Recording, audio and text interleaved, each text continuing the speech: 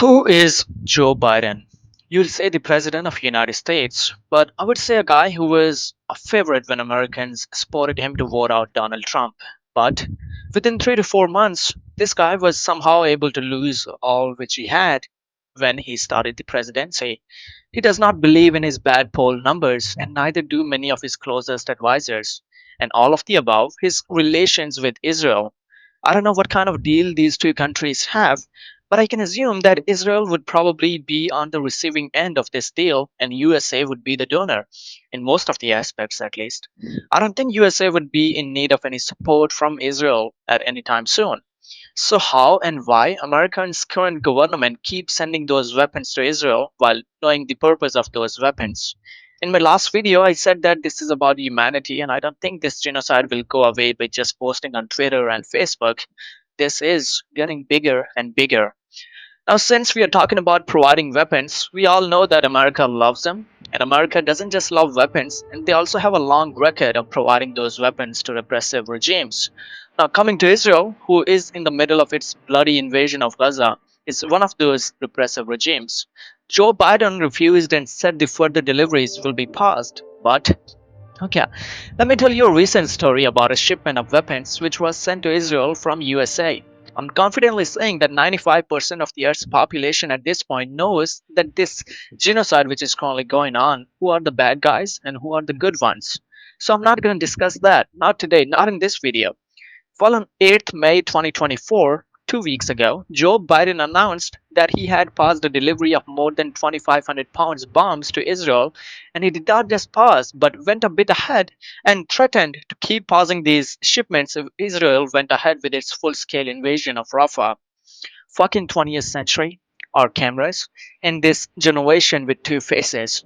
Now, this move was, I don't know how effective this was and in which way, but his move was a bit late. Not a bit late, but too late for those 35,000 Palestinians who have been killed in Gaza, mainly by American weapons. But it does not end here. 2 days after announcing the pause, this guy and the State Department issued a report, and I'll read out that report for you. Please bear with me. This is next level shit, and I know this is hard to hear, but please bear with me. Here goes the most philosophical and logical report in the history of governments. This is what report said. Although it is reasonable to assess that US weapons have been used by Israeli forces in Gaza in ways that are quote unquote inconsistent with international humanitarian law, and although Israel has indeed delayed or had a negative effect on the delivery of aid to Gaza, which is illegal under US law, Israel's assurances regarding humanitarian aid and compliance with international humanitarian law are quote unquote credible and reliable. Did you hear this? Isn't this absurd?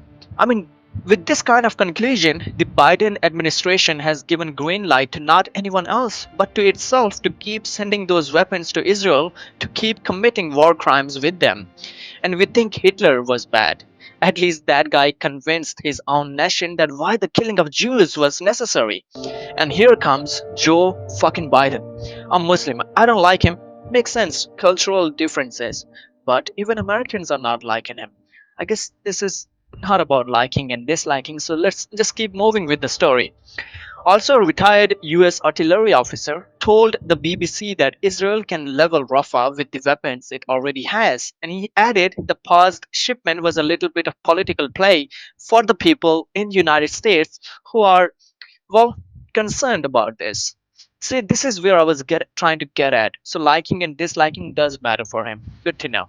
During World War II, Americans proudly called themselves the arsenal of democracy, as its munition factories and shipyards produced an endless supply of the weapons to fight the genocidal government of Germany. And today, United States is shamefully providing 70% of the imported weapons to Israel, which it is using to obliterate Gaza and massacre its people.